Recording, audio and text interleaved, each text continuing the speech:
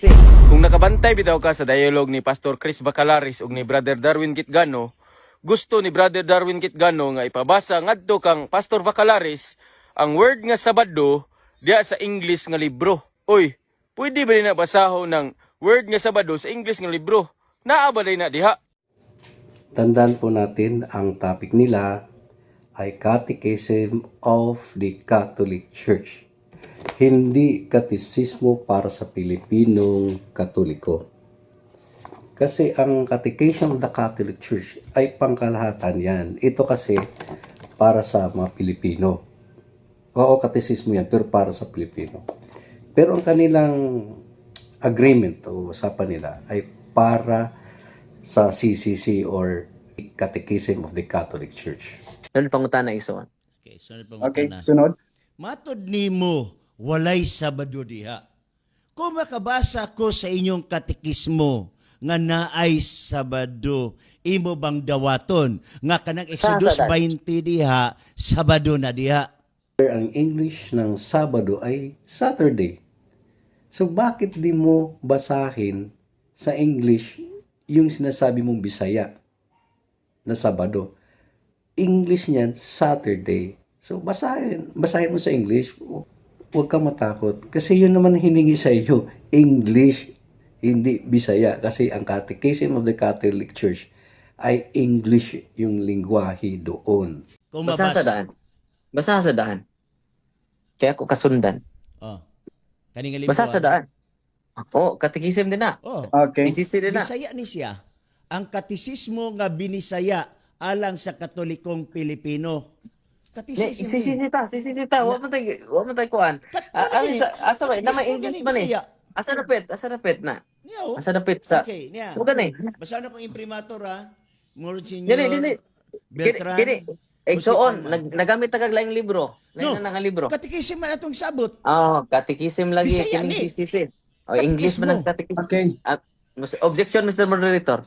Brother Darwin, okay pa ta diha? Mura mag simi apiki ta ani. Ngano ipabasa man nimo ng word nga Sabado diha sa English nga libro?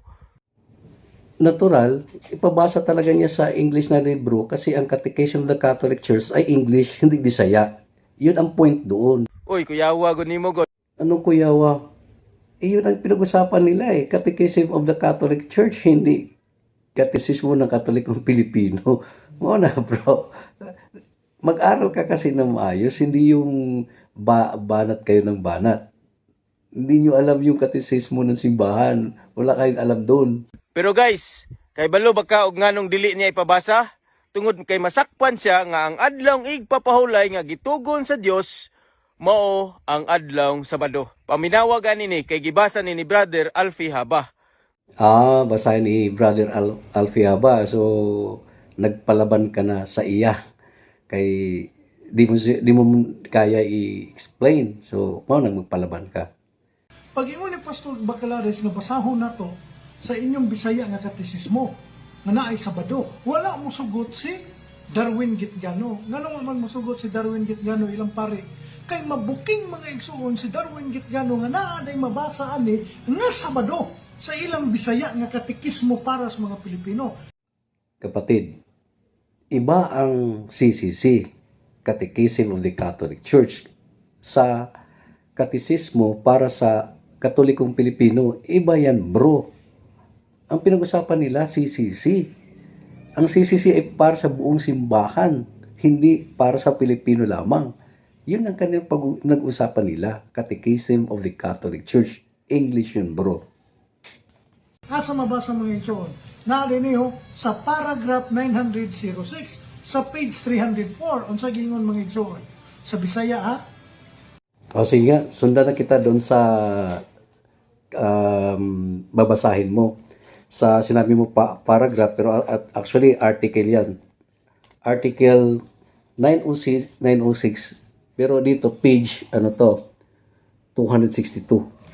So, ano yung Bisaya dyan sa binabasa mo? Busa ang Ginoong inyong Dios, nagmando kaninyo sa pagtuman sa Sabado. Mauni gikahadlukan mga igsuon ni Darwin Gitgano. Mauning wa niya gipabasa kang Pastor Bacalaris nga naman. matinawan ang mga tao sa bakak nga gitudlo sa mga Katoliko, sa bakak nga gitudlo ni Father Darwin Gitgano nga Binasa mo Bisaya. Ngayon, basahin ko naman sa Tagalog. Pakinggan mo. Kaya nga ipinag-utos sa iyo ng Panginoon mong Diyos na ipangilin mo ang araw ng Sabat. Period ka lang doon. Pinutol mo, bro. Kaya buuin natin ng basa kasi kayong hilig nyo mong putol. So buuin natin ng basa ha. Ganito. Sa Article 906, ang ikalawang dahilang ibinigay para sa pangsabat na pahinga sa banal na kasulatan ay ang dakilang pagpalaya mula sa pagkalipin sa Ehipto, sapagkat alalahanin mong ikaw ay minsang naging alipin din sa lupaing Ehipto, at ang Panginoon mong Diyos ang siyang naglabas sa iyo roon sa pamagitan ng malakas na kamay at tunay at unat na bisig. Kaya nga ipinag-utos sa iyo ng Panginoon mo Diyos na ipangilin mo ang araw ng Sabat. So sila ang mga Israelita ang tinutukoy doon. Kaya pinaalis sila sa Ehipto, iniligtas sila mula sa pagkalipin sa Ehipto. Ang tanong, ang pamatana, kayo ba ay naalipin sa Ehipto? Kayo ba ay pinalayas doon? Kasama ng Israelita doon sa Ehipto. So bro, ikaw ang namakak. Kasi pinuputol mo para lukuhin ang nakikinig sa iyo. Kung katotohanan yung gusto mo, hindi mo basahin yung putol. Ikaw bro ang nanduluko. Kamong mga Sabadista, Seventh-day Adventist ang nanduluko sa mga Katoliko.